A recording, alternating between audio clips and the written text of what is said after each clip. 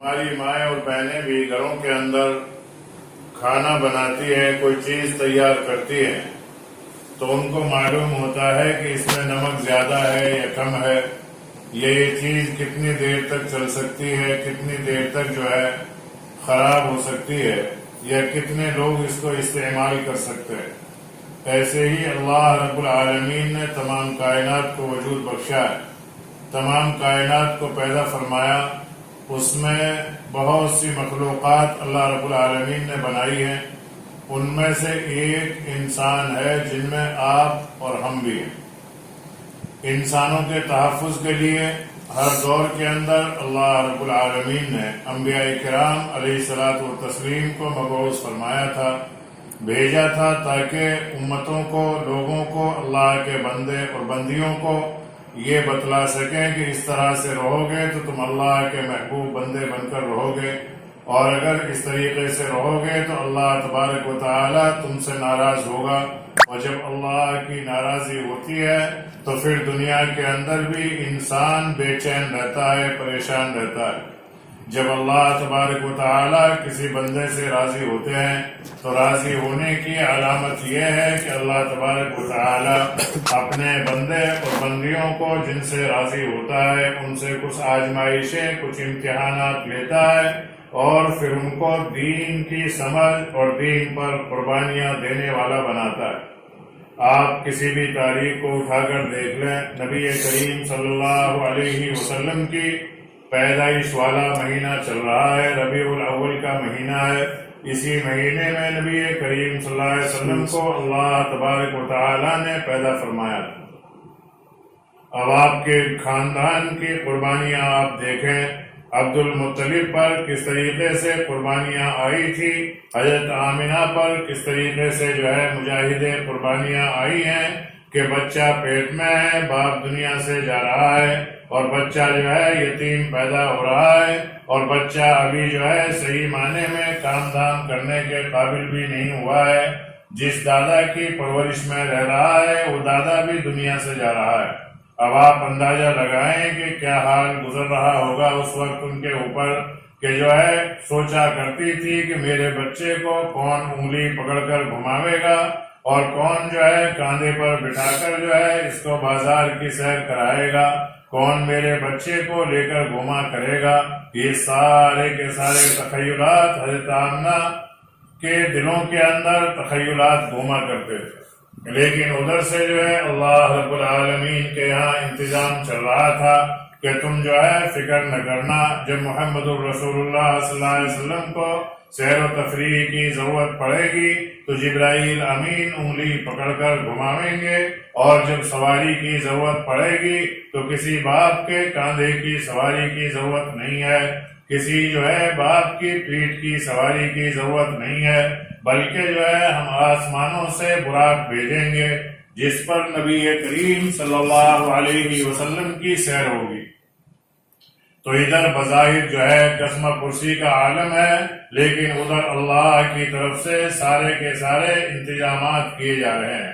تو پیاری ماں اور بہنوں، یہ اللہ رب العالمین کا دستور ہے کہ جب اللہ تبارک و تعالی کسی اپنے بندے کو، کسی بندی کو دین کے لیے قبول فرماتے ہیں تو اس کو دین کی سمجھ عطا فرماتے ہیں، اور پھر ان کے اوپر حالات آتے ہیں، قربانیاں آتی ہیں، مشقتیں آتی ہیں، تب جا کر وہ اللہ کا بندہ یا اللہ کی بندی اللہ کا قرب حاصل کر لیتا ہے۔ لیکن ہمارا دنیا میں دستور یہ ہو گیا، لوگ یہ سمجھتے ہیں کہ جو اچھا کھا رہے ہیں، اچھا پہن رہے ہیں، یہی شاید اللہ کے محبوب بندے ہیں۔ ایسا ہرگز نہیں ہے۔ اچھا کھانا، اچھا پہننا یہ محبوبیت کی علامت نہیں ہے۔ مالداری میں زندگی گزارنا یہ کوئی دینداری کی علامت، نشانی نہیں ہے۔ ہاں، یہ علیحدہ چیز ہے کہ اللہ تبارک و تعالی بعض بندوں کو دونوں چیز عطا فرما دیتے ہیں، مال بھی دیتے ہیں، دنیا کے اندر عزت و وقار بھی دیتے ہیں، اور دین بھی عطا فرما دیتے ہیں۔ لیکن اکثر تاریخی مناظر میں یہ پتہ چلتا ہے کہ دیندار لوگوں نے اکثر قربانیاں دی ہیں اور قربانیاں دے کر جو ہے دین کو پروان چڑھایا ہے، اپنی آخرت کو بنایا ہے، دنیا چاہے دنیا والوں کی نظروں میں ان کو بگڑتی ہوئی نظر آئی ہے، کیونکہ حدیث میں آتا ہے کہ اللہ تبارک و تعالی کے نزدیک جتنی بھی دنیا کی دولتیں ہیں اور دنیا کی جتنی بھی قیمتی چیزیں ہیں، سونا چاندی ہیرے جواہرات ہیں، جتنی بھی قیمتی اشیاء ہیں، جتنا بھی مال ہے دولت ہے، یہ ساری کی ساری چیزیں اللہ کے نزدیک ایک مچھر کے پر کے برابر بھی نہیں ہیں۔ اگر پر کے برابر بھی ہوتی تب بھی کوئی قدر قیمت بنتی، لیکن نہ پر کے برابر ہے نہ ان کی کوئی قدر و قیمت اللہ رب العالمین کے یہاں ہے۔ اللہ تبارک و تعالیٰ کے یہاں قدر جو ہے ایمان کی ہے، یقین کی ہے، اللہ کے حکموں پر عمل کرنے کی ہے، نبی کریم صلی اللہ علیہ وسلم کے طریقوں پر چلنے کی قدر اللہ رب العالمین کے یہاں ہے۔ بہت سی احادیث میں اس طرح کے واقعات بہت سے موجود ہیں۔ حضرت جو ہے بلال حبشی رضی اللہ تعالیٰ زمین پر چل رہے ہیں اور جو ہے عرب کی زمین پر ٹوٹی ہوئی جوتیوں سے گھسٹتے ہوئے قدم اٹھا رہے ہیں، اور ان کے قدموں کی آواز جو ہے جنت میں نبی کریم صلی اللہ علیہ وسلم سن رہے ہیں۔ نبی کریم صلی اللہ علیہ وسلم نے معلوم فرمایا جبرائیل یہ آواز کیسی آ رہی ہے؟ تو جبرائیل امین نے بتلایا کہ نبی کریم صلی اللہ علیہ وسلم یہ آپ کے خادم بلال حبشی کے قدموں کے گھسٹنے کی آواز ہے جو جنت تک سنائی دے رہی۔ یہ وہ بلال حبشی ہیں، نہ شکل میں گورے ہیں، نہ چہرہ ان کا منور ہے، نہ چہرہ جو ہے حسین ہے، نہ خوبصورت ہے، دیکھنے میں بدصورت نظر آتے ہیں، لیکن دین کی خاطر قربانیاں دی تو اللہ رب العالمین نے ان کو یہ مقام عطا فرمایا کہ زمین پر چل رہے ہیں اور ان کے جوتیوں کے گھسٹنے کی آواز اہل جنت سن رہے ہیں۔ ایک روایت میں تو یہاں تک فرمایا گیا کہ حضرت بلال حبشی رضی اللہ تعالیٰ عنہ کو جب جنت میں بھیجا جاوے گا تو ان کی سیاہی اور ان کے کالا پن کے تل بنا کر حوروں کے چہروں پر لگائے جائیں گے۔ یعنی کتنا مقام حضرت بلال حبشی کو ملا، صرف دین کی خاطر قربانی دینے کی وجہ سے ملا۔ تو میں نے جو آیت شریفہ تلاوت کی تھی جس میں اللہ تبارک و تعالیٰ نے ایمان والوں کو مخاطب فرمایا ہے، اے ایمان والوں قو انفسکم واہلیکم نارا، اپنے آپ کو اپنے اہل کو جہنم کی آگ سے بچاؤ۔ یہ اللہ کا حکم۔ مقصد کیا ہے؟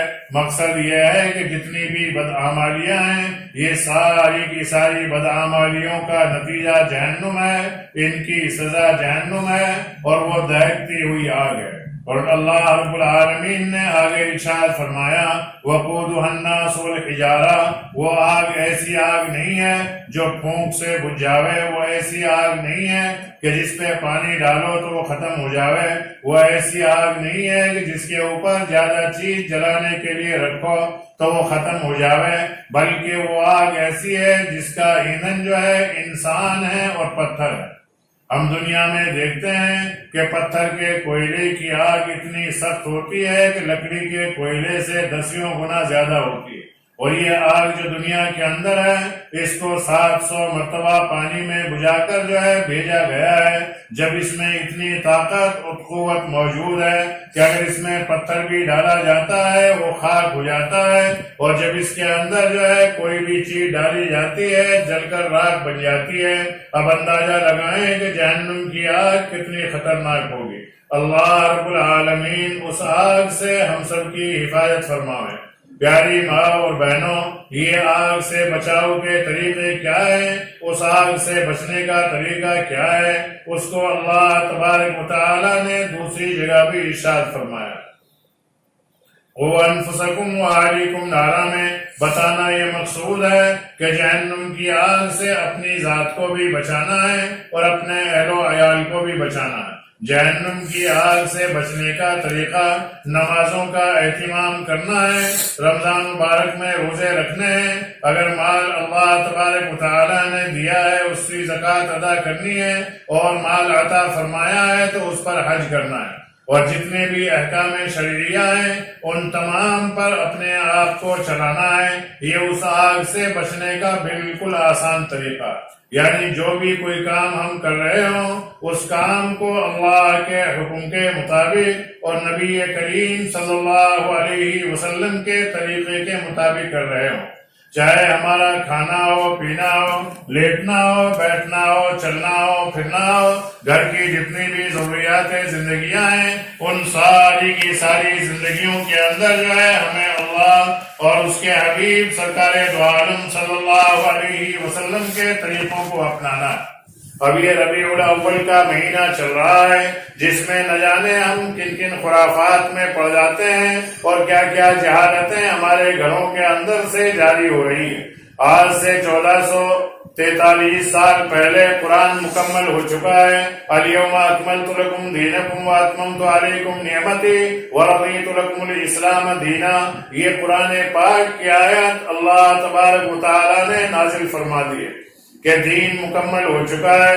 اب دین میں نہ کمی کی جائے گی نہ اس میں کوئی چیز کو بڑھاوا دیا جائے گا. اللہ نے اور اس کے حبیب نے مسلمانوں کے لیے صرف 2 عید متعین فرمائی. ایک عید الفطر ہے جو رمضان المبارک کے بعد آتی ہے، اور ایک عید الاضحیٰ ہے جس کو ہم بقرعید کہتے ہیں. اس کے علاوہ کوئی عید نہیں ہے. عید میلاد النبی کا منانا شرعی اعتبار سے جو ہے کوئی جائز نہیں.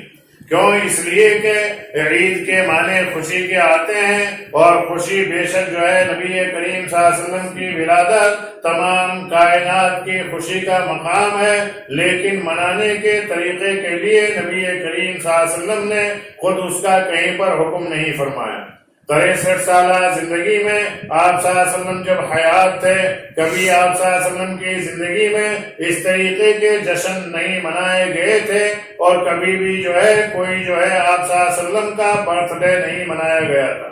حضرت ابوبکر صدیق رضی اللہ تعالیٰ عنہ کی 2.5 سالہ دور خلافت میں 63 سالہ زندگی میں کبھی بھی اس طریقے سے عید میلاد النبی نہیں منائی گئی تھی جس طریقے سے آج کا مسلمان اس کو منا رہا ہے.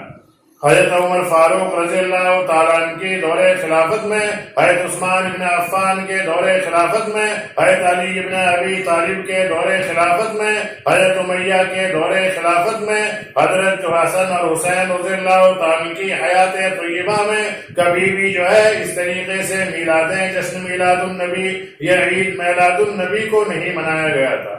لیکن آج کا مسلمان ہے نہ جانے کہاں کہاں سے غیروں کی رسم و رواج کو لاتا ہے اور دین میں داخل کر کر اس پر پیسہ خرچ کیا جا رہا ہے، اس پر عقلیں لگائی جا رہی ہیں، اس پر طرح طرح کے جو ہے ڈھول تاشے ناچ اور گانے اور بجانے اور جلوس وغیرہ نکالے جا رہے ہیں. یہ شرعی اعتبار سے ان کا شریعت میں کوئی وجود نہیں.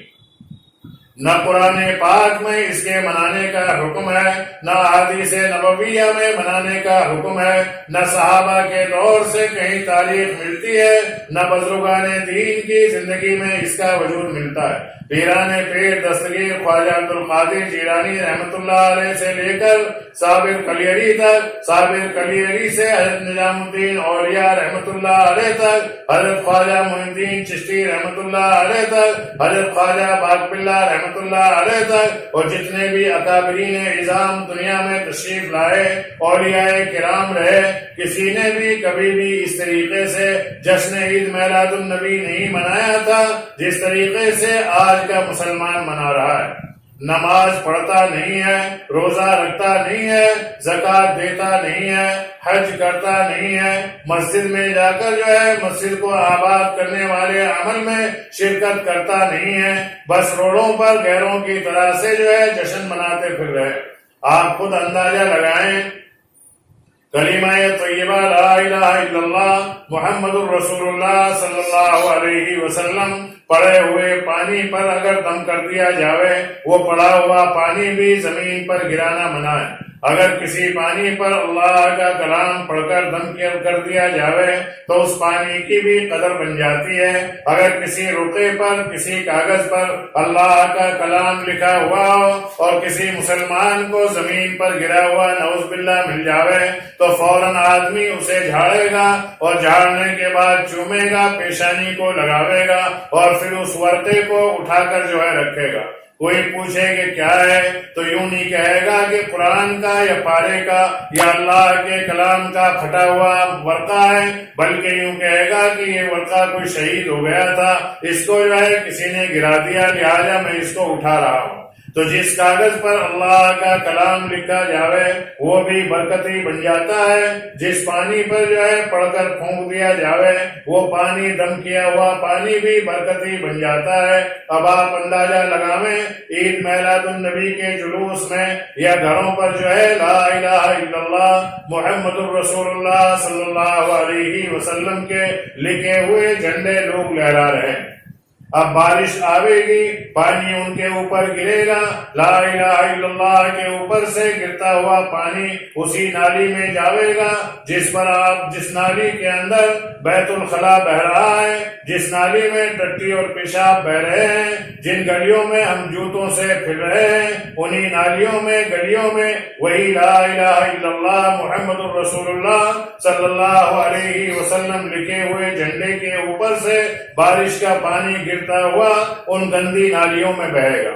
تو اس میں کتنی بڑی بے قدری ہوگی کلیمے کی اور کتنی بڑی بے قدری ہوگی پیارے حبیب سرکار دو عالم صلی اللہ علیہ وسلم کی۔ اللہ رب العالمین نے تو اپنے حبیب کو اتنا پاکیزہ پیدا فرمایا تھا، ہر بچہ جب پیدا ہوتا ہے گندگی میں لتھڑا ہوا آتا ہے، ہر بچہ جب پیدا ہوتا ہے اس کے ناک سنڈی جو ہے اس میں نال لگا ہوا آتا ہے، ہر بچہ جب پیدا ہوتا ہے بغیر ختنہ کے آتا ہے، لیکن پیارے حبیب سرکار دو عالم صلی اللہ علیہ وسلم جب پیدا ہوئے ہیں اسی ماہ مقدس میں اتنے پاکیزہ انداز میں پیدا ہوئے ہیں۔ دائی جو حضرت آمینہ فرماتی ہیں اور آپ کی اس وقت جو آمینہ کے پاس عورتیں تھی وہ بتلایا کرتی تھی کہ ہم نے ایسا بچہ کبھی دیکھا ہی نہیں، کہ غلادت کا کوئی نام نہیں ہے، بدبو کا کوئی کام نہیں ہے، ناف نال آپ کا کٹا ہوا آیا تھا، ختنہ ہوئی آئی تھی، کیوں؟ اس لیے کہ اللہ رب العالمین نے آپ کو اتنا پاکیزہ بنایا تھا۔ حضرت آمینہ فرماتی ہیں کہ جب نبی کریم صلی اللہ علیہ وسلم پیٹ میں تھے، شکم میں تھے، تو میرے بدن سے ایسی خوشبو پھوٹتی تھی کہ محلے والی عورتیں مجھ سے آ کر پوچھا کرتی تھی کہ آمنہ تم کون سا عطر لگاتی ہو؟ پہلے عورتوں میں عطر لگانے کا ایک رواج تھا اور عرب کے اندر اور زیادہ تھا۔ آج کل تو پرفیوم اور نہ جانے کیا کیا چیزیں خوشبو کی چل رہی ہیں، اور عورتیں عموماً گھر کے اندر خوشبو لگایا کرتی تھی۔ تو حضرت آمنہ کے یہاں عورتیں آ کر پوچھا کرتی کہ آمنہ کون سا عطر لگایا؟ آمنہ فرماتی میں بیوہ ہوں، میرے لیے کون عطر لا کے دے گا اور میں کس کے لیے عطر لگاؤں گی؟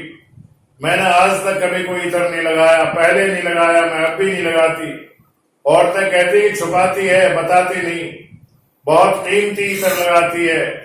یہاں تک کہ ایک مرتبہ عبد المطلب کے یہاں چند لوگ پہنچے اور جا کر لوگوں نے یوں کہا کہ تمہارے اس گھر میں جو تمہاری بہو رہتی ہے یہ بہت تیز عطر لگاتی ہے، اس سے کہو کم عطر لگائے، ہم اس گلی سے جب گزرتے ہیں تو وہ عطر کی خوشبو ہمیں بھی اپنی طرف متوجہ کرتی۔ اب انہیں کیا معلوم تھا کہ یہ خوشبو کہاں سے آ رہی ہے؟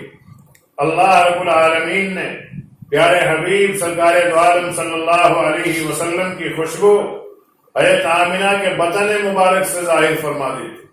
تو جب آپ پیدا ہوئے اتنے پاکیزہ پیدا ہوئے، اس وقت وہاں کی عورتیں بتلاتی ہیں، ابو لہب کی ایک باندھی تھی سبیہ، وہ یوں کہتی ہیں کہ میں نے دیکھا کہ بالکل صاف ستھرا بچہ، خوشبودار اور کوئی غلاظت نہیں، گندگی نہیں، جیسے ہی اس کو لے کر چارپائی پر لٹایا تو وہ بچہ کچھ پڑھ رہا تھا، سجدے کی حالت میں تھا، سبوح قدوس کی آواز اس بچے سے آ رہی تھی، اور پھر جب ان کو سیدھا کیا گیا اس بچے کو تو اوپر شہادت کی انگلی اٹھائی اور اشہد ان لا الہ الا اللہ کی آواز ہم سن رہی تھی۔ تو یہ ساری عورتیں حیران تھی، پریشان تھی کہ ایسا بچہ ہم نے آج تک دیکھا ہی نہیں۔ ادھر سے جبرائیل امین آئے کہ تم کیا دیکھتی؟ اللہ نے ایسا بچہ کبھی پیدا فرمایا ہی نہیں۔ یہ افتاح ہے اس ماہ مقدس میں جو دنیا میں تشریف لائے، تو آپ صلی اللہ علیہ وسلم تو اتنے پاکیزہ، اور آپ کے نام کو جھنڈوں میں لگا کر بارش کے پانی سے بھگو کر گندی نالیوں میں بہانے والوں کا حشر دنیا میں کیا ہوگا، آخرت میں کیا ہوگا، یہ آپ خود اندازہ لگا سکتے ہیں۔ بہت سے جاہل نبی کریم صلی اللہ علیہ وسلم کا برتھ ڈے مناتے ہیں۔ لفظ برتھ ڈے خود انگلش کا لفظ، یہود و نصارہ کا لفظ، اور یہود و نصارہ بھی وہ جن کو اللہ اور اس کے رسول نے عدو اللہ عدو مسلمین فرمایا ہو، جو اسلام کے بھی دشمن اور خود نبی کریم صلی اللہ علیہ وسلم کے حیات طیبہ میں زندگی میں بھی دشمن رہے۔ کتنی بار آپ پر وار کیے، حملے کیے، لیکن اللہ رب العالمین نے بچایا، اور آج کا مسلمان انہی یہود و نصارہ کی اتباع میں نبی کریم صلی اللہ علیہ وسلم کا برتھ ڈے منا رہا ہے، جبکہ برتھ ڈے عام آدمی کا منانا بھی گناہ، اور کہاں نبی کریم صلی اللہ علیہ وسلم کا۔ اگر یہ ثواب ہوتا تو نبی کریم صلی اللہ علیہ وسلم کا برتھ ڈے صحابہ کرام نہیں مناتے کیا؟ حضرت ابوبکر صدیق کیا نہیں مناتے؟ حضرت عمر فاروق نہیں مناتے؟ حضرت عثمان بن عفان رضی اللہ تعالیٰ عنہ کیا نہیں مناتے؟ کیا حضرت علی کرم اللہ وجہہ نہیں مناتے؟ اگر یہ چیز ثواب کا کام ہوتی تو یہ سارے کے سارے صحابہ کرام اس کام کو ضرور کرتے، اور جتنے بھی اکابرین علماء بزرگان دین اولیاء کرام دنیا سے تشریف لے گئے یا آج جو اللہ والے موجود ہیں، کیا وہ نہیں مناتے؟ تو اس لیے پیاری ماں اور بہنوں، یہ ساری رسم و رواج ہمارے گھروں کے اندر، ہمارے بچوں میں، نوجوانوں میں، بڑوں میں اس لیے آ رہی ہے کہ ہم نے دین سے دوری اختیار کی ہوئی ہے۔ دین کے بارے میں پتہ ہی نہیں ہے ہمیں۔ شیطان کبھی بہکا دیتا، نہیں صاحب یہ تو بریلویوں کا کام ہے، دیوبندی نہیں کرتے، کبھی کہہ دیتا کہ نہیں صاحب دیوبندی کرنے نہیں دیتے۔ پیاری ماں اور بہنوں، دین کو سیکھو اور اپنی نسلوں کو سکھاؤ۔ اسی لیے قرآن نے فرمایا کہ اپنے آپ کو، اپنے اہل کو بچاؤ۔ کس سے بچاؤ؟ جہنم کی آگ سے۔ وہ کب بچے گی؟ جب بچے گی ہماری نسلیں، جو ہماری نسلوں میں دین ہوگا۔ آج ہماری نسلوں کے اندر بددینیاں آ رہی ہیں، غیروں کو دیکھ دیکھ کر غیروں کے طریقے پر چل رہے ہیں۔ بعض جگہ تو ہم نے یہ سنا کہ نبی کریم صلی اللہ علیہ وسلم کا کیک بنایا جاتا ہے برتھ ڈے کے طور پر، جیسے لوگ کیک لاتے ہیں اور اس پر محمد لکھا ہوا ہوتا ہے، اور پھر اس کیک کو کاٹتے ہیں۔ اب آپ اندازہ لگائیں کہ یہودی نبی کریم صلی اللہ علیہ وسلم کو پوری زندگی نہ قتل کر سکے، شہید نہ کر سکے، اور آج کا ایک مسلمان اس کیک کی شکل میں محمد کا کیک بنا کر اس پر محمد لکھ کر پھر اس پہ چھری چلا رہا ہے اور اسے کاٹ کر کھا رہے ہیں، بانٹ رہے ہیں۔ تو اس سے بڑا کفر اور اس سے بڑی جہالت اور کیا ہو سکتی ہے؟ تو اس لیے پیاری ماں اور بہنوں، اپنے آپ کو بھی سنبھالو، اپنی جو ہے نسلوں کو بھی سنبھالو، اپنے بچوں کو دین سکھاؤ اور دین کی طرف انہیں رغبت دلاؤ، ورنہ پیاری ماں اور بہنوں، کل قیامت میں حشر کے میدان میں جب رب العالمین معلوم فرمائے گا کہ تم مسلمان تھے، تمہارے گھر میں سارے کے سارے بے نمازی کیوں تھے، اس وقت ہم کیا جواب دیں گے؟ جب اللہ تعالیٰ فرمائے گا کہ میرا قرآن میں نے محمد صلی اللہ علیہ وسلم پر اتارا تھا، 23 سال میں نازل ہوا، کتنی مشقت اور دشواریوں سے کلام اللہ شریف نبی کریم صلی اللہ علیہ وسلم پر نازل ہوا، کیا تم نے قرآن پڑھا؟ تو اس وقت ہم کیا جواب دیں گے؟ اما عائشہ صدیقہ رضی اللہ تعالیٰ عنہ فرماتی ہیں کہ ایک مرتبہ نبی کریم صلی اللہ علیہ وسلم میرے پاس تشریف فرما تھے، میں سر میں تیل کی مالش کر رہی تھی، اور نبی کریم صلی اللہ علیہ وسلم کا سر مبارک میری ران پہ رکھا ہوا تھا۔ اتنے میں وحی کا نزول شروع ہو گیا، وحی آنی نازل ہو گئی، جبرائیل امین آئے، وحی نازل فرمائی، تو میرے پیر میں اتنا درد شروع ہو گیا، اتنا وزن ہو گیا تھا نبی کریم صلی اللہ علیہ وسلم کے سر مبارک میں۔ اما عائشہ فرماتی ہیں کہ میرا پیر پھٹنے کے قریب ہو گیا۔ حضرت عبداللہ ابن عباس فرماتے ہیں کہ مرتبہ ہم سفر میں تھے، نبی کریم صلی اللہ علیہ وسلم اونٹنی پر سوار تھے اور وہی نازل ہونا شروع ہو گئی، قرآن پاک کی آیتیں اترنا شروع ہوئی۔ تو اونٹنی وزن کو برداشت نہ کر پا رہی تھی. اونٹ کی عادت ہے جب اس کے اوپر زیادہ وزن پڑتا ہے تو گردن کو لمبا کر جو ہے چلانا شروع کر دیتا ہے.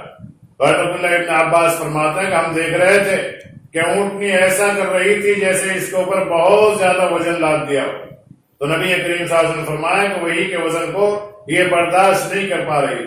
تو جو قرآن پاک اتنی مشقتوں سے دشواریوں سے نبی کریم صلی اللہ علیہ وسلم پر اللہ رب العالمین نے نازل فرمایا اور پھر نبی کریم صلی اللہ علیہ وسلم نے یہ کلام الہی قرآن مقدس ہم تک پہنچایا.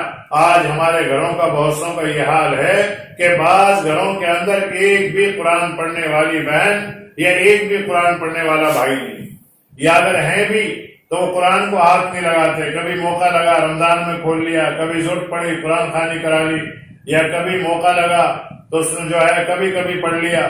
تو یہ دستور نہیں ہے, بلکہ قرآن سے محبت کا دستور تو یہ ہے کہ کم سے کم روزانہ 1.25 پارہ تلاوت کی ہی جائے. بہت سے گھروں کو ہم نے دیکھا کہ ان کے اندر بعض بچیاں قرآن شریف پڑھی ہوئی ہیں, اب ان کی ہو گئی شادی, اب وہ چلی گئی یہاں سے سسرال. اب کیا کرتے ہیں گھر والے, اس قرآن کو اٹھا کے مسجد میں بھیجواتے تھے. قرآن کھولتا نہیں, ہمارے گھر میں ہی سے لے جاؤ. اللہ کے بندوں کیا سب تھوڑی مر گئے؟ جب قرآن پاک گھر میں موجود ہے اور گھر والے گھر میں موجود ہیں تو کیوں نہیں کھولتے اس کو, کیوں نہیں پڑھتے, کیوں سیکھتے نہیں؟ بہت سی یہ سوچتی ہیں ہماری ماں بہنیں کہ اب ہم کیا پڑھیں گے, اتنی بڑی ہو گئی. اب جب بڑی ہو گئی ابھی تو پڑھنا چاہیے. بچپن میں اگر آپ نہ پڑھ سکی تو اب پڑھ لو, بڑھاپے میں پڑھ لو, بیٹھی بیٹھی پڑھ لو. اگر پڑھتے پڑھتے دنیا سے چلی گئی تو تمہیں حفاظ قرآن کے لوگوں میں اٹھایا جائے گا. یعنی جو حافظہ قرآن ہے, علم کو حاصل کرنے والی ہیں, ان کے ساتھ آپ کو اٹھایا جائے گا اگر آپ قرآن پڑھتے پڑھتے اس دنیا سے گئی.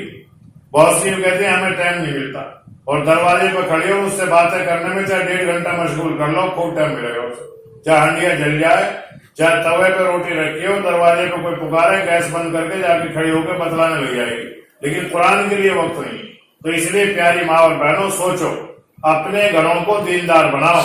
جو گھر دیندار ہوتا ہے اور گھر میں قرآن پاک کی تلاوت ہوتی ہے, ذکر و اذکار ہوتا ہے, دین کی مجلس لگتی ہے اور تعلیم ہوتی ہے, وہ گھر آسمان والوں کو ایسا چمکتا ہوا نظر آتا ہے جیسے دنیا والوں کو, زمین والوں کو آسمان میں ستارے چمکتے ہوئے نظر آتے ہیں.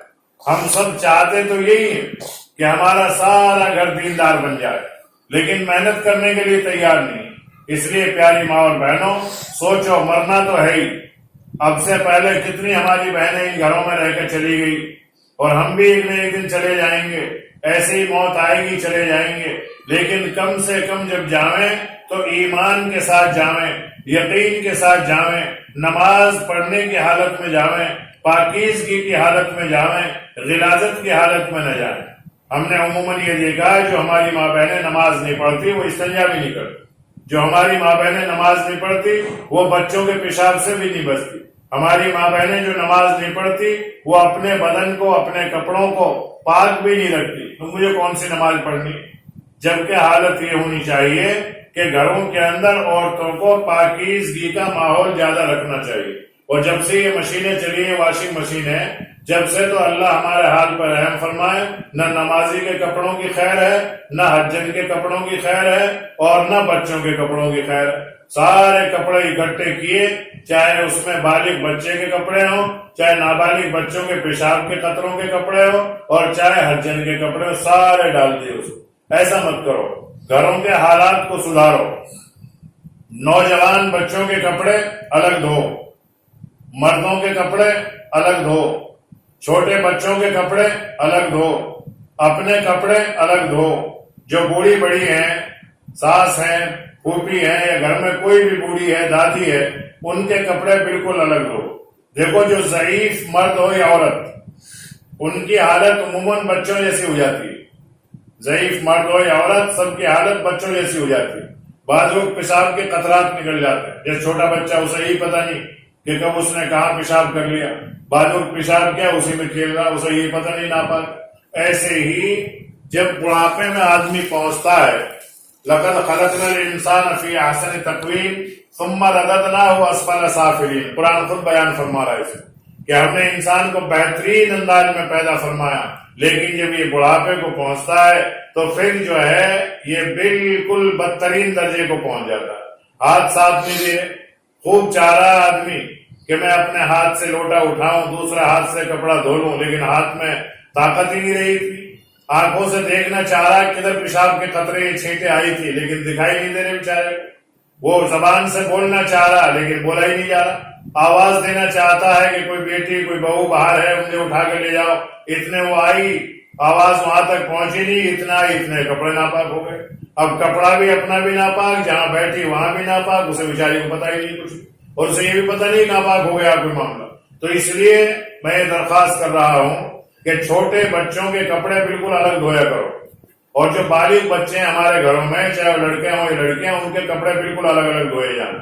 بلکہ حدیث میں تو یہاں تک فرمایا کہ 7-8 سال کے بعد میں لڑکے ہوں یا لڑکی ایک ساتھ کمرے میں سونے بھی مت دو، الگ الگ سلاؤ. بعض وقت ایسا ہوتا ہے کہ کپڑے ناپاک ہو گئے ہوتے ہیں بچوں کے اور انہیں پتا بھی نہیں چلتا، کپڑے ایسے ہی ڈال گئے، شرم کی وجہ سے بتایا نہیں، اب آپ نے سارے کپڑے واشنگ مشین میں ڈال دیے. اب حاجی جی کے کپڑے بھی اس میں، ارجن کے بھی اس میں، آپ کے بھی اس میں، اور اب اس میں سے جب کپڑے آپ دھو رہی ہیں، چھینٹیں دیوار پہ بھی جا رہی ہیں، برتنوں پہ بھی کوئی چھینٹ جا رہی ہے، یا جہاں دھو رہے وہاں جا رہی ہے. اب اس جگہ کو آپ نے پاک نہیں کیا، اب سارا معاملہ ناپاک.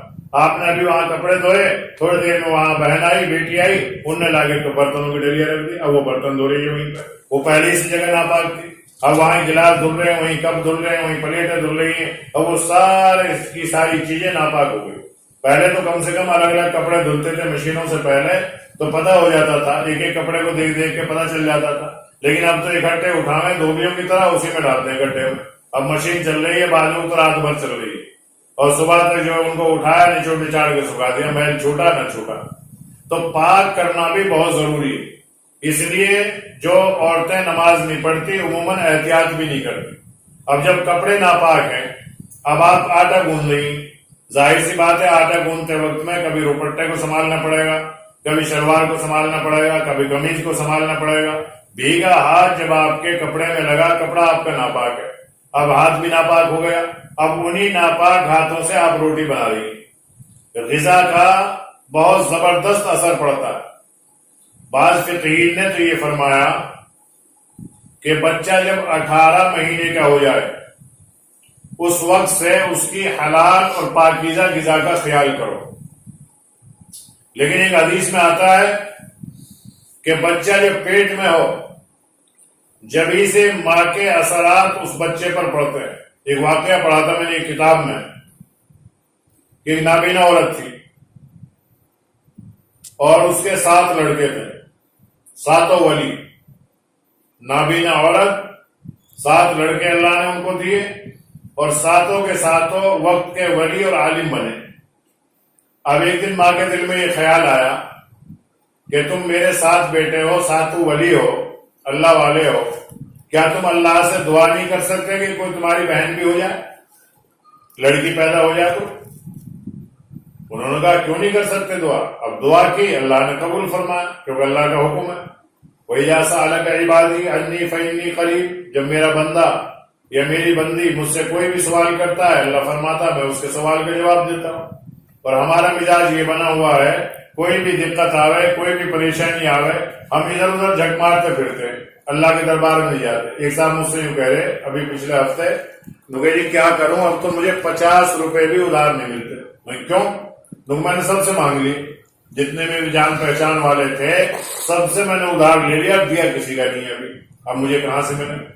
میں نے کہ تم تو پاگل ہو، ابھی ایک بچ رہے ہیں. مجھے جی وہ کون ہے بتاؤ کون ہے؟ اور میں نے کہ وہ اتنے دے گا تجھے، اتنے دے گا کہ تیرے سارے قرضے اتر جائیں گے، جلدی بتاؤ کون ہے؟ میں نے کہ وہ اللہ ہے. تم نے اللہ سے مانگے کبھی؟ نہیں. اللہ سے تو نہیں مانگے. میں نے کہا اب مانگ کے دے گا اللہ سے. اور اللہ کے سامنے رو اور گڑ گڑا کہ اللہ سارے دروازے میرے لیے بند ہو گئے، تیرا ہی ایک دروازہ ایسا ہے کہ جس دروازے سے ہر وقت ملتا ہے. اوروں کے دروازے بند ہو جاتے ہیں، دکانیں بھی بند ہو جاتی ہیں، رات میں گھر بھی بند ہو جاتے ہیں، لیکن اللہ کا در ایسا ہے نہ یہ رات میں بند ہوتا نہ دن میں بند ہوتا.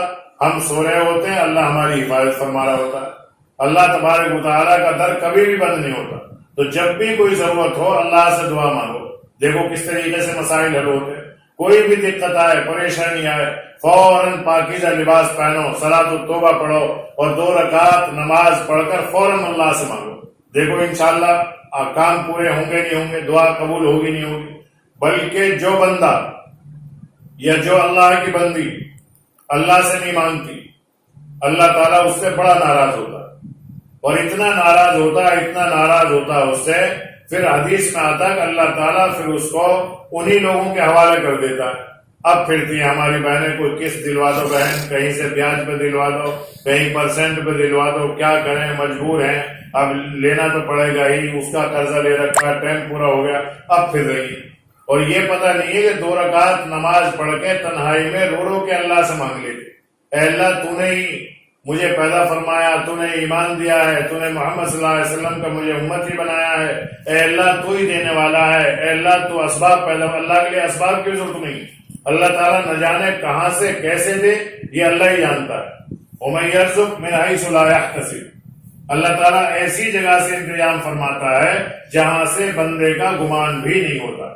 اگر یقین نہ ہو تو آپ کر دیکھ لینا اسے، جو جتنا پریشان ہو اتنا ہی اللہ سے مانگ کے دیکھو۔ خیر، تو ان 7 ولیوں نے دعا کی کہ اللہ ہم بھائی تو 7 ہیں، بہن کوئی نہیں ہے، ماں نابینا ہے، اب یہ کمزور بھی ہو گئی کچھ، اے اللہ تو بہن دے دے ہم۔ اللہ نے دعا قبول فرمائی، ان کے لڑکی پیدا ہو گئی۔ اب لڑکی پیدا ہونے سے پہلے ان کی والدہ نے یہ بھی کہا کہ لڑکی کی دعا کر دی، عمل تو ہو گیا، لیکن ایسی دعا اور کر دو کہ میں تم 7 ولیوں کو بھی دیکھ لوں اور اپنی لڑکی کی شکل بھی میں دیکھ لوں۔ اب یہ نابینا، اب پھر دعا کی ان نے، یہ جب دعا کی، دعا پھر قبول ہوئی، اللہ تعالیٰ نے ان کی آنکھیں درست فرمائی۔ اب یہ پیٹ سے ہیں اور آنکھیں ان کی درست ہو چکی، اب ان کو لڑکی پیدا ہوئی۔ جب لڑکی پیدا ہوئی تو بڑی حسین خوبصورت، اور ایسی حسین خوبصورت کہ جو بھی دیکھے وہی فدا ہو جائے۔ تو اس شہر کی سب سے بڑی فاحشہ بنی وہ لڑکی، بھائی سارے کے سارے ولی، اور یہ عورت اس وقت کی سب سے بڑی فاحشہ۔ اب اتفاق سے کسی اللہ والے نے ان کو بٹھایا 7 کو، اور یوں کہا بھئی سمجھ میں یہ بات نہیں آ رہی، تم سارے کے سارے دیندار ہو، اور یہ ایک فاحشہ تمہاری بہن، یہ کی بہن ہے، وہ بھی فاحشہ بن گئی، وجہ کیا ہے؟ اس کے بارے میں سوچو، غور کرو۔ پھر سب پریشان 7 ولیوں نے اپنی والدہ سے آگے درخواست کی کہ ہم نے آپ کے لیے دعا کی تھی، اللہ نے آپ کو بینائی دی، دعا کی تھی، بہن مل گئی، لیکن بہن ایسی بیکار ملی جس نے بدنام کر کے رکھ دیا ہمیں، اس کی وجہ کیا؟ تب اس عورت نے بتلایا کہ اس کی اصل وجہ یہ ہے کہ جب میں نابینا تھی تو میں غیر محرموں کو نہیں دیکھتی تھی، اندھی تھی، اس لیے تم جب پیدا ہوئے تو کسی کا اثر تم پر نہیں پڑا، لیکن جب یہ پیٹ میں تھی مجھے اللہ نے آنکھ دی تو میں نے سب کو دیکھا، اور غیروں پر میری نظر پڑی، اس غیروں پر نظر پڑنے سے، غیروں کی نظر میرے اوپر پڑنے سے اس کا اثر اس بچی کے اوپر پڑا ہے، جس کی وجہ سے اس کی عادت خراب ہوئی۔ تو عرض کرنے کا مقصد یہ ہے کہ جب بچہ پیٹ میں ہوتا ہے اسی وقت سے تاثرات پیدا ہوتے ہیں، اسی لیے تو شریعت میں پردے کا حکم کہ محرم کے علاوہ سب سے پردہ کیا جائے، لیکن آج کل پردے کا رواج ہی ختم ہوتا جا رہا ہے۔ ہمارے یہاں تو یہ دستور ہو گیا جسے جان پہچان ہے اس سے تو پردہ کر لیں، اور جسے جانتے نہیں وہ تو بھائی ہے ہمارا، اس سے تو خوب بتلائیں۔ بازار پھیری کرنے والے، کپڑے والے گلیوں میں آتے ہیں، ان سے کھلے باہر بتلاتے ہیں، اور دیکھ گیا کوئی جان پہچان والا پٹ پردہ کر لیتے، عجیب معاملہ۔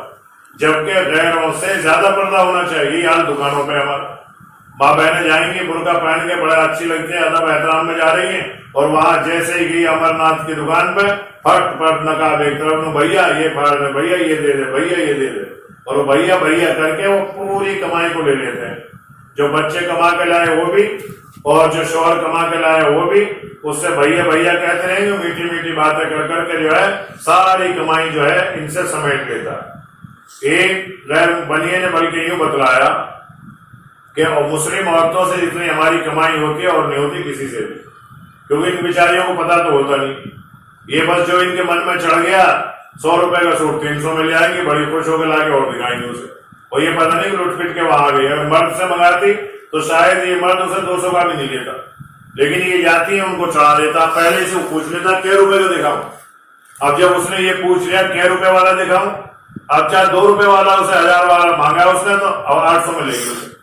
اور یہ پہلے دیکھتے نہیں کہ کپڑا کیسا ہے، جبکہ دستور یہ ہونا چاہیے دکان پہ جاؤ اول تو عورتوں کو جانا نہیں چاہیے، لیکن پھر اتفاق مرد کے ساتھ بیٹے کے ساتھ بھائی کے ساتھ چلی بھی گئی تو سب سے پہلے دکاندار سے وہ کپڑا دکھاؤ. وہ کہے گا کتنے تک کا، کتنے میں تو بعد میں ہوں گے، پہلے کپڑا دکھاؤ، کپڑا پسند کرو، پھر اس کی قیمت پوچھو، پھر اس میں سے کم کراؤ. اب پہلے ہی آپ نے کہہ دیا 500 تک کا سوٹ دکھا دو، اب وہ 200 والے کو دکھائے گا، 500 کو بتائے گا اسے تم نے 500 کا ہی تو مانگا، چلو 10-20 کم دے دو.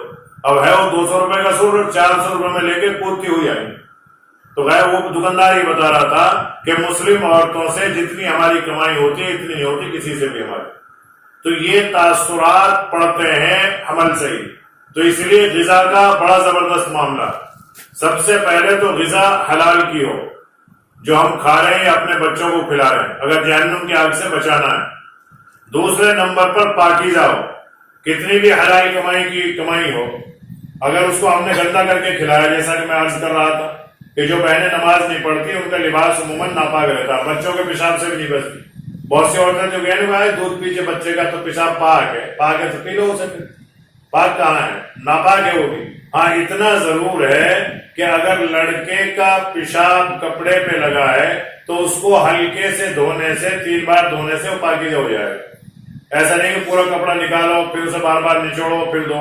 اور بہت سی عورتیں ایسے کرتے ہیں، گھر میں بچے نے پیشاب کرا اس پہ 1 بالٹی پانی ڈال دو، اب تھوڑے سی جگہ میں تھا پوچھا تو لگایا نہیں اور پورے صحن میں بہا دیا اسے اور سمجھ لیں پاک ہو گیا. ایسا نہیں، پیشاب کے 1 قطرہ پیشاب سے 1 گھڑا پانی بھی ناپاک ہو جاتا ہے.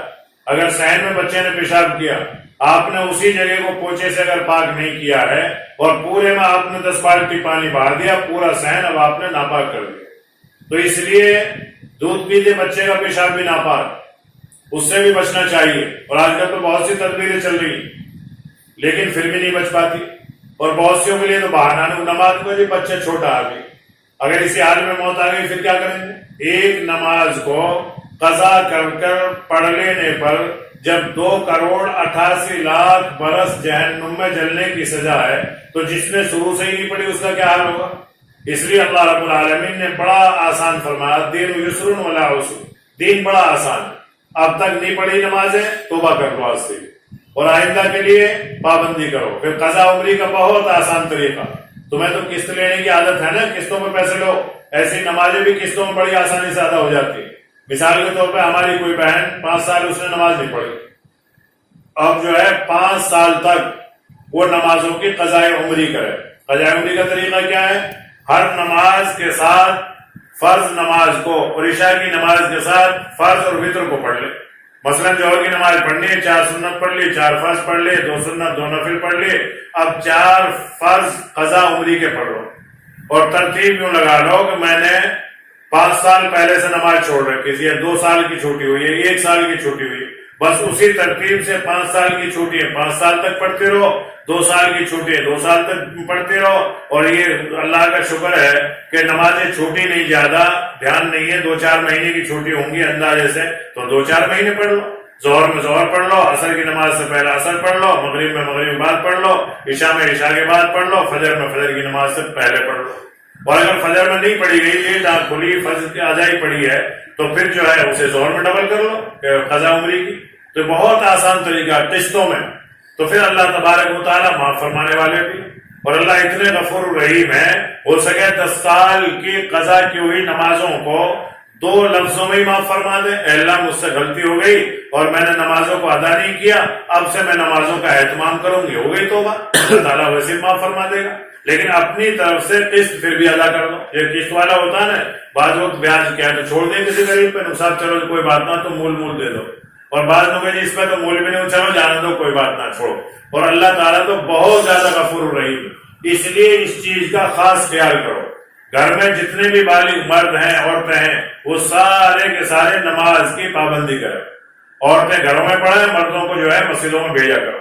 اور پھر جب عورتوں کے اجتماعات ہوں مستورات کے، ان میں خود بھی جاؤ، اپنی بچیوں کو بھی لے کر جاؤ، اور پھر جب وہاں پر تشکیل ہو اس تشکیل میں سب سے پہلے اپنا نام پیش کرو، اور پھر گھروں میں آ کے اپنے مردوں کو سمجھاؤ۔ کیسے؟ جیسے عید سے 15 دن پہلے آپ سمجھاتی ہو، جیسے چہلم سے پہلے سمجھاتی ہو، جیسے بقرہ عید سے پہلے سمجھاتی ہو۔ تمہیں پتہ نہیں قربانی آ رہی ہے، پچھلے سال بھی ہم نے بکرا نہیں کیا، تو کیا اب کے بھی ایسے ہی رہیں گے؟ اب کے تو لے ہی آؤ بکرا، نہ تو حصہ تو لے لو کم سے کم، ایسے کہتی ہو نا۔ یا کبھی کوئی لڑکی کو چھٹی بھیجنی ہو یا لڑکی کو عیدی بھیجنی ہو تو پھر کیسے سمجھاتے؟ نک تنخواہ ملی نہیں ملی؟ نک نہیں، ابھی تو نہیں، تو نک دیکھ لو، انتظام کر لو، وہاں بھی جانا۔ وہ لڑکی کا فون آیا تھا، بار بار آ رہے فون اس کی نند اسے ستا رہی ہوگی، ساس اسے الٹا سیدھا کہہ رہی ہوگی کہ کوئی بھی نہیں آیا تیرے پیر سے، اس لیے جو ہے وہاں انتظام تو ہمیں کرنا ہی۔ اگر تم پر پیسہ نہ ہو تو میں فلانی سے لے لوں گی اتنے دن کو، تو لیکن وہ انتظام تو کرنا۔ جیسے ایسے کہتی ہو نا، تو ایسے ہی نماز کے لیے اور اللہ کے راستے میں نکلنے کے لیے اپنے بیٹوں کو سمجھاؤ کہ دیکھو بیٹا، دنیا والے دین میں کتنی ترقی کر گئے، کوئی جو ہے سال لگا رہا ہے، کوئی چلہ لگا رہا ہے، کوئی 3 دن لگا رہا ہے، اور بہت سے لوگوں نے 2.5 کروڑ کی جماعتوں میں نام لکھوائے ہوئے۔ 2.5 کروڑ بھی نہیں ہوتا، اور 1-2 لاکھ روپے کی جماعتیں تو عام چل رہی ہیں، اور ہمارے گھر سے بھی کوئی نہ کوئی جانا چاہیے۔ ایسے اپنے بچوں کو، اپنے شوہروں کو، اپنے بھائیوں کو سمجھاؤ، اپنے مردوں کو سمجھاؤ کہ دیکھو تم بھی مرد ہو آخر۔ انہیں دیکھو، پڑوسیوں کو، حاجی جی کو دیکھو، ان کے گھر کے اندر سارے لوگ داڑھی والے ہیں، نماز پڑھتے ہیں، اللہ والے ہیں، اور ان کے گھروں میں تعلیم بھی ہوتی ہے، گھروں سے لوگ فائدہ بھی اٹھاتے ہیں، اور دیکھو ایک ہم ہیں، تم کبھی مسجد میں بھی نہیں جاتے۔ اس طریقے سے ان کو آمادہ کیا کرو۔ اور پھر سب سے اہم جو کام ہے، یہ تو ہو گیا خالی دعوت تک، اب اس کے بعد میں اللہ سے رو کر دعا مانگو، اے اللہ یہ میرا آدمی نماز نہیں پڑھتا، اے اللہ یہ تیرا بندہ ہے، میں تیری بندی ہوں، اے اللہ اسے تو نمازی بنا دے، اے اللہ یہ تیرے راستے میں نہیں جاتا، اس سے کم 3 دن تو لگوا ہی دے، اے اللہ تو نے اپنے فضل سے، کرم سے تو نے اسے پیدا فرمایا ہے، تو اس کی مدد فرما دے۔ ایسے اللہ سے دعا کیا کرو، پھر دیکھو گھروں کے اندر کیسے خیر آئے گی، کیسے برکتیں آئیں گی، اور کیسے سکون آئے گا، اور کیسے گھروں کے اندر دینداری کا ماحول بنے گا۔ یہ اللہ کا بہت بڑا فضل ہے ہم پہ، ہم تو سب بھولے ہوئے ہیں۔ ایک مرتبہ ہے جنید بغدادی رحمت اللہ علیہ، بہت بڑے پائے کے بزرگ ہیں اپنے دور کے، اپنے شاگردوں کے ساتھ بیٹھے ہوئے تھے، ایک کتا نکلا وہاں سے، کتا، تو جنید بغدادی فوراً کھڑے ہو گئے ہاتھ باندھ کر، بڑے ادب سے، احترام سے۔ جب وہ نکل گیا پھر آپ بیٹھے۔ اب شاگردوں نے پوچھا، حضرت یہ بات سمجھ میں نہیں آئی، کتا رکھنا بھی گناہ ہے اور کتا ناپاک بھی ہوتا ہے، اس کا جھوٹا بھی ناپاک ہے، آپ اس کے استقبال کے لیے، احترام کے لیے ایسے کیسے کھڑے ہوئے؟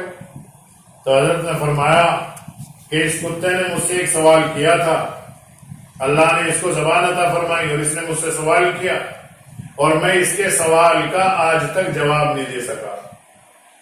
پوچھا حضرت کتے نے کیا سوال کر دیا آپ سے، اتنے بڑے آپ عالم ہیں، زاہد ہیں، صوفی ہیں، بزرگ ہیں، اللہ والے۔ تو جنید بغدادی رحمۃ اللہ علیہ فرمایا کہ کتے نے مجھ سے یہ سوال کیا تھا کہ جنید، اجل میں کون سی نیکی کی تھی جو اللہ نے تجھے انسان بنا دیا اور مجھے کتا بنا دیا؟ تو بتاؤ میں اس کو کیا جواب دوں؟ میں نے اجل میں نیکی کیا کی تھی؟ کچھ بھی تو نہیں۔ یعنی ہم اور آپ پیاری ماں اور بہنوں، جب ہم یہاں دنیا میں نہیں آئے تھے تو دنیا میں آنے سے پہلے ہم نے کون سی بھلائی کی تھی؟ کچھ بھی نہیں کی۔ اللہ نے اپنے فضل سے تو ہمیں انسان بنایا، ورنہ اللہ تعالیٰ ہمیں کتا بنا دیتا، خنزیر بنا دیتا، ٹٹیے کھاتے پھرتے، گدھا بنا دیتا، لوگوں کے ڈنڈے کھاتے اور وزن لاتے پھرتے، گائے بھینس بنا دیتا، کمیلوں میں جا کے کرتے پھرتے۔ لیکن یہ اللہ کا فضل ہے، بہت بڑا کرم ہے اس کا۔ اگر ہم ساری زندگی اپنی پیشانی کو سجدے میں رکھتے ہوئے گزار دیں صرف اسی بات پر کہ اللہ نے ہمیں انسان بنا دیا، خوبصورت شکل عطا فرما دی، تب بھی ہم اللہ کا شکر ادا نہیں کر سکتے۔ کتنا بڑا احسان ہے اس اللہ کا کہ جس نے ہمیں انسان بنایا بغیر نیکی کے، بغیر عمل کے۔ ہم نے کیا کیا تھا؟ کچھ بھی تو نہیں کیا۔ پیدا ہونے سے پہلے ہم نے کیا کیا تھا؟